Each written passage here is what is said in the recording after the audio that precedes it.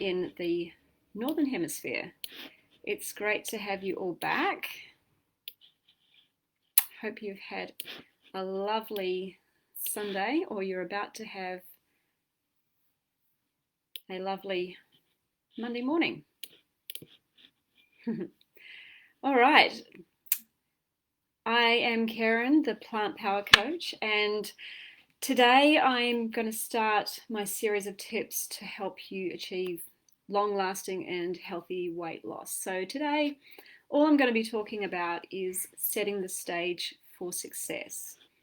And why is that important? Really, two reasons. I like to say to fail to plan is to plan to fail. And we really need to know what you're aiming for in terms of your goals to know what success looks like. And in order to make significant change in our lives, we also need to recognize that we need to be prepared to make significant changes within ourselves. And if we don't set these two scenes before we start on a journey like this, we're likely to end up in patterns of self-sabotage and really back at square one. So we want you to be successful in your journey. So today's live is not about food or movement or hydration or sleep or stress or any of those other factors that can really greatly improve or impair your results. Today we're just really focusing on the fundamentals, getting the fundamentals right before you even start to look at any of these other factors. And our topics today are going to include understanding your big why, setting smart goals, habits, beliefs, and identity, one small step at a time, and self-love and self-care. So let's just dive right in.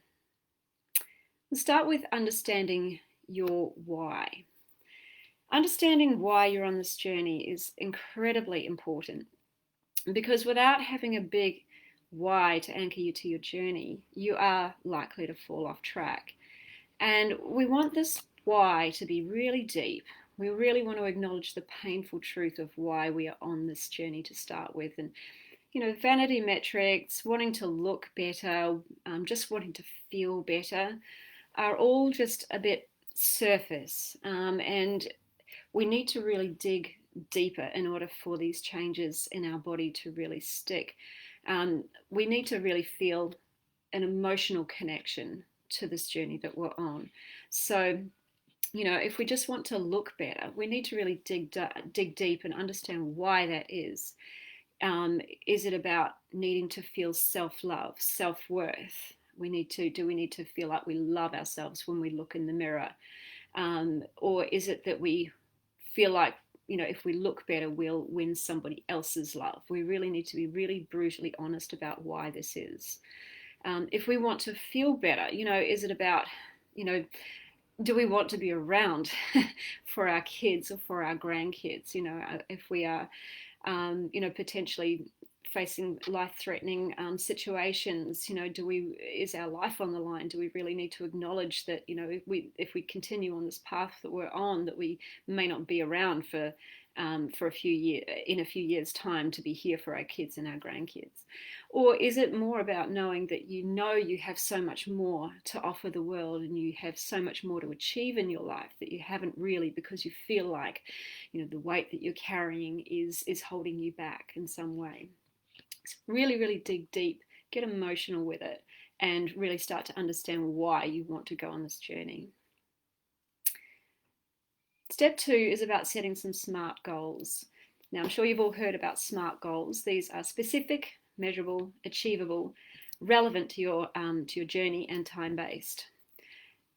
Write down your goals. Make it feel real. Talk about your goals to other people. The more you bring it into your space, the more you talk about it, the more you express it to others, the more you talk about it to yourself, the more real it's going to feel. If you just keep it hidden deep within, locked away in your mind, it doesn't actually start to feel real. You want to make sure that your whole physiology acknowledges that you're going to go on this journey. And by talking to other people about it as well, you actually start to make yourself accountable. And you can actually ask others to hold you accountable too. We want to create mini steps to achieving that goal as well, because for example, if you have a goal of achieving a 20 kilo, that's about 45-pound weight loss, for example, that feels huge, right? It feels like daunting. Oh my God. You think of lifting up 20-kilo dumbbells and they're bloody heavy, right? But what we want to do is break it down into small and achievable increments to make it feel much less daunting and much more achievable. So for example, if we say you want to lose 20 kilos in 6 months, well, it feels huge. 20 kilos feels huge, and 6 months feels, is it enough time? We don't know. It feels like on one hand it's not enough time, on one hand it feels like it's like ages away, so we procrastinate. But if we just break it down into the small steps, let's just start by saying, 0.75 kilos in a week. That feels like it's achievable, right? A kilo a week is about the standard that people say, an average to lose. So if we go for a little bit less than that, 0.75, it feels achievable. That equals 3 kilos in a month, which equals about 9 kilos in 12 weeks, which equals just under 20 kilos in 6 months. So if you break it down into those smaller incremental steps, it sounds more achievable, and it's actually measurable as you go through your journey. You know what you're aiming to achieve, and it doesn't feel quite so daunting. Now, next, we want to dive into habits, belief, and identity. Oh my goodness. The painful truth is that in order to become the person we want to be, we need to change who we are today. And I actually made a post on my personal Facebook about this last night. It's actually really, really true. A lot of us aim for or create goals in our life, and we don't address our habits, our beliefs, and identity that we need to adopt in order to become the person that we are going to need to be, who deserves to have the goals that we set for ourselves. I hope that makes sense.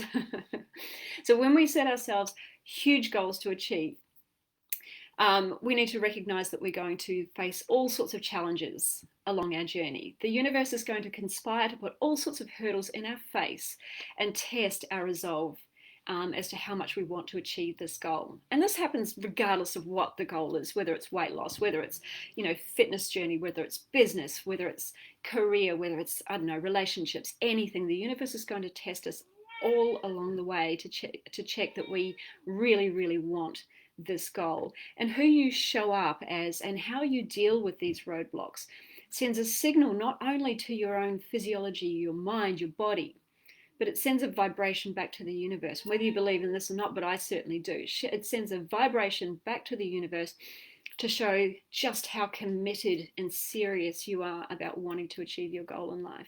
So nobody in life has ever not faced hurdles or goals. In fact, those who've climbed the highest have usually faced the biggest hurdles and the biggest goals. But it's how you show up and deal with those hurdles and goals and move past them and don't allow them to stop you that really allows you to get to the next level. So when I'm working with my coaching clients, I ask them to complete an exercise that gets them to list their top 10 character traits, their top 10 beliefs, and their top 10 habits that they are going to need to adopt in order to become the person they want to be. So in this exercise, I get them imagining their future selves, and they then go away and list all of the character traits and the beliefs that they're going to need to adopt during this journey. So, for example, somebody who does want to lose 20 kilos may need to embody character traits such as going to bed an hour earlier each night so that they can wake up an hour earlier each morning and get in an hour of exercise or movement. Or they may need to embody the beliefs such as, I can break down any barrier in my path with grace and ease and get through it. So it's really getting into the mindset. What mindset do you need to adopt and what habits do you need to shift?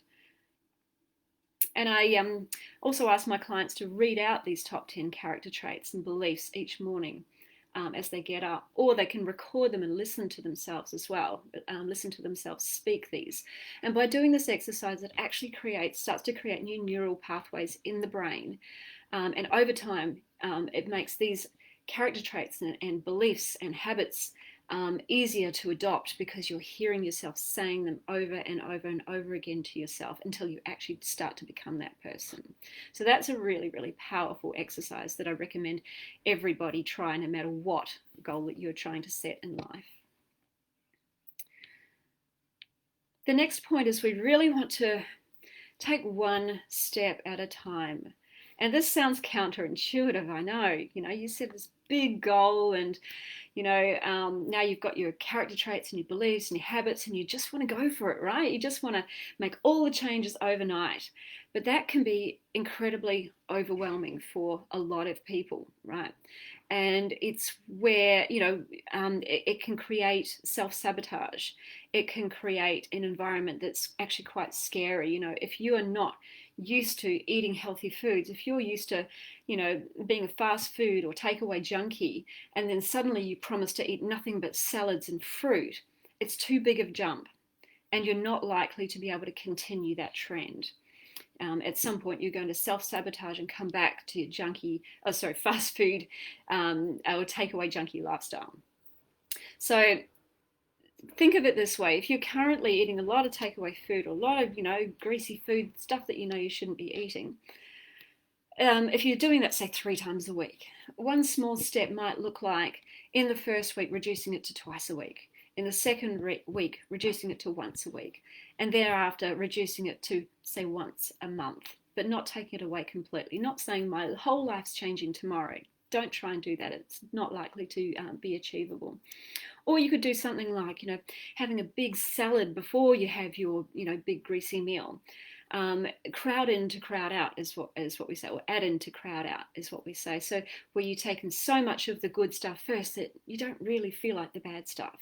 So making little incremental changes there that are going to help shift these habits ever so slowly and get you towards your goal, because we have to recognize that we're not going to change who we are just overnight. Another example could be if you're not doing any exercise or any movement at all, saying that you're going to get up at 5 o'clock every morning and go for a 5K run, that's a massive shift, right? How about just taking it slowly? Find 30 minutes 3 times a week for a nice gentle walk or some pleasurable movement of some sort, right? Okay, that sounds achievable. And when it feels achievable, that's when we want to do it. And when it feels pleasurable, that's when we want to do it. When it feels like it's a big stretch from where we are, that's when it feels scary, not achievable, and that's when we're not likely to do it. And there's a paradigm in health coaching that we say the more change somebody needs, the less they can actually handle. So I want you to remember this and be gentle on yourself. We're not trying to lose all the weight in 1 week. We've got time. And the last point I want to make today is around self-love and self-care. And I really want you to recognize that you are not broken. You can't heal your body with hate. I want you to recognize that your body has been fighting for you your whole life, despite how it might feel. So all the pains and the symptoms that you might be feeling at the moment, this is just your body's way of trying to repair any damage that's going on inside.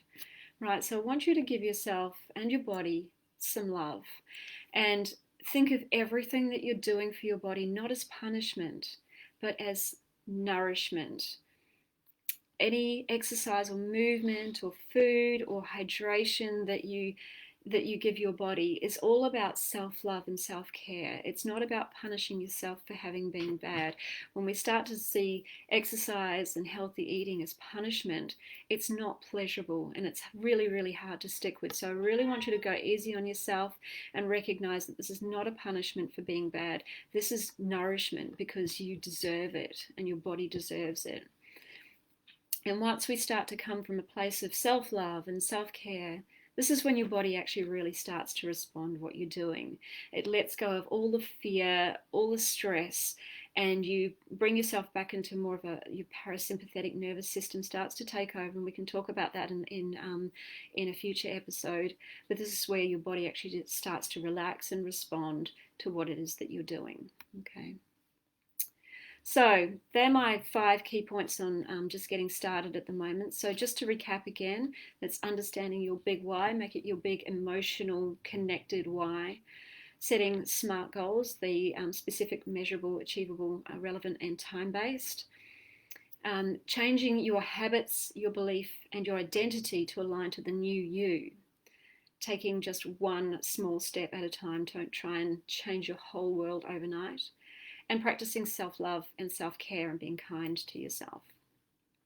So thanks everybody. I hope you found this session really valuable today.